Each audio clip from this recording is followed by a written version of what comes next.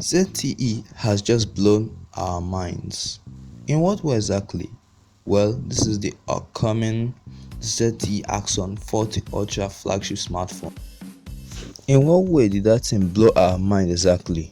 Well, I can say it's a 6.8-inch Full HD display, 400 ppi, 120Hz refresh rate, 360 display with another display camera. Just look at that screen. There is no camera on the front, and this phone is powered by the Snapdragon 8 Gen 1 chip and has a 5000 mAh battery and 80 watts fast charging. Just look at that camera. It's a 64 megapixel triple camera on the back, which has advanced camera software, ability to shoot 8K resolution at 24 fps. The pictures here are not really sharp as they're just screenshotted GIFs and gimmicks, but they are teasers for the new Axon 40 Ultras, and these are just images taken. Well, we're still mind blowing that this phone can shoot in 8K, which nothing has done. And it looks like our old friend ZTE from China put out quite a thing for us with their Snapdragon 8 Gen 1 from this year, which makes games like PUBG, Call of Duty, and as well as Genshin Impact to play without any stutters or lags.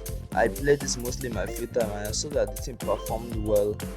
From an angle, the 8 Gen 1 goes really well in playing games and processing other variables, because they say that there's a new Snapdragon 8 Gen 1 Plus chip coming soon, especially this June of this year, maybe later this year. And you see that the camera at that front is camera-less, so we'll see whether Mr. Usbo says that. I was hoping someone would use one of these on their $1,500 C4 III, and that there was a very severe hit to the image quality from it. So if you already like this video, your sub channel will be ultra good.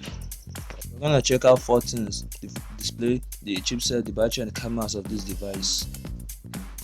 A summary of the most interesting parts of the device. First, on the display. Like I said, this is a 6.8 inch of a beast, and with other higher screen sizes like that of the 6.9 inch phones, the 6.8 doesn't seem beastly enough, but it's worth mentioning that not everyone will like this size.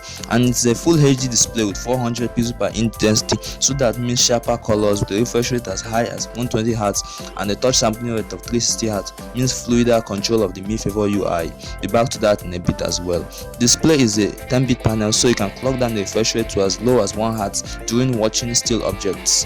Then we move to the chipset. This may not be the first phone to ship in the new 2020 flagship chipset, the Snapdragon 8 Gen 1, but it looks like it will be the most powerful phone to do so. I think it has a cooling unit to keep the chipset temperature under control.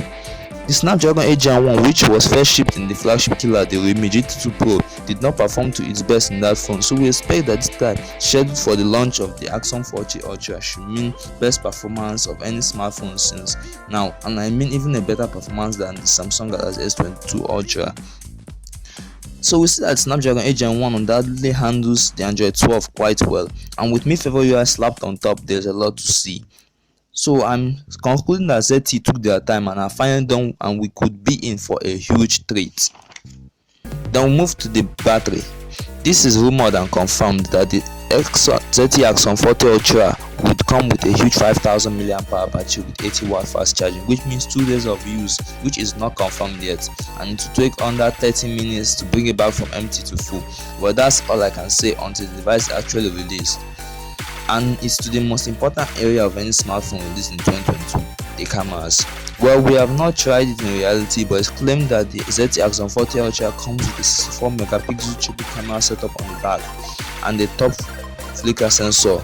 Like I said, I can't say much until I have tested all of this, and it's something I want to say which has just blown my mind. ZTE has enabled the 3 cameras, 64 megapixel cameras, the main cam, the ultra wide cam, telephoto cam. They are all capable of recording video in 8K at 24 frames per second. Incredible, right? Imagine all 8 ultra wide cameras shots video in 8K. It will put an end to DSLR cameras for good. All I have to say, if you found the video helpful in any way, don't forget to like and subscribe to the channel to get more high quality tech videos. Thanks, it means a lot to me, and this slide. Thanks for watching.